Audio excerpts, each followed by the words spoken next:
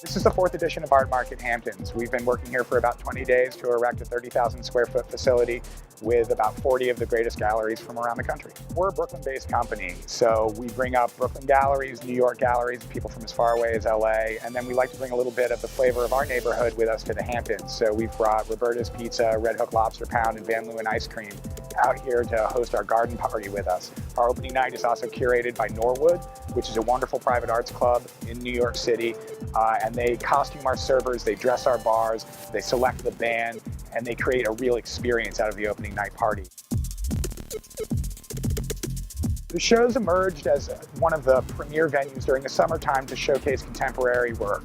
So this has been a really lovely experience for us because we're working with a lot of new galleries and a lot of people who have been here every year since we started. This year, Bernard Goldberg brought up a wonderful booth of Charles Birchfeld, works on paper as well as a very large oil painting, and I can't wait to see how people respond to it. He's also included some of the architectural elements that he tends to deal in, and he's integrated them into the booth in a really interesting way, which I think is going to be great for people to see. 101 exhibit from Los Angeles brought a solo booth of Ian Ingram, who's an artist I've been familiar with for a long time, and there's one of the most amazing examples of his work that I've ever laid eyes on here. It's a piece that's a combination of a relief sculpture that he's carved and painted on a solid wood block. It's really quite remarkable.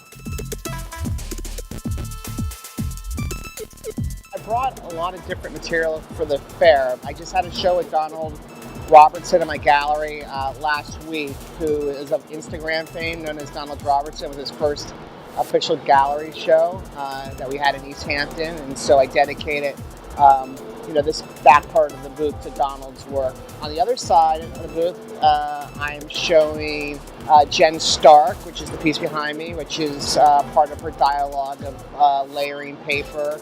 I saw a mural work that she had done in Miami at the Fort Lauderdale Art Museum. Watched the dialogue of her using paper and color and almost like this kind of very kaleidoscopic effect of her work. Eric Freeman, who is actually an East End artist and is just starting to make brand new work with these pigments on oil, and I'm really excited about the work. Nobody's seen it before.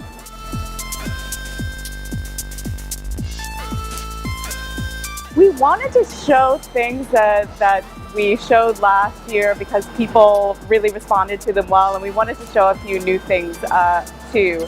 So we're showing Michael Scoggins, he's on the back wall here, with the oversized pieces of paper, the comic book drawing, and the large kind of almost ripped out journal entry. This is a painting of Marvin Gaye that Eric Denbrisian did. And so it's made up completely of text, and it's from what's going on. So it's really what he's done. His work used to be all kind of text and abstraction, and he just started to move to this maybe 3 years ago, and he's just gotten better and better at it. We're the most boutique with only 40 dealers. This is a really manageable exhibition.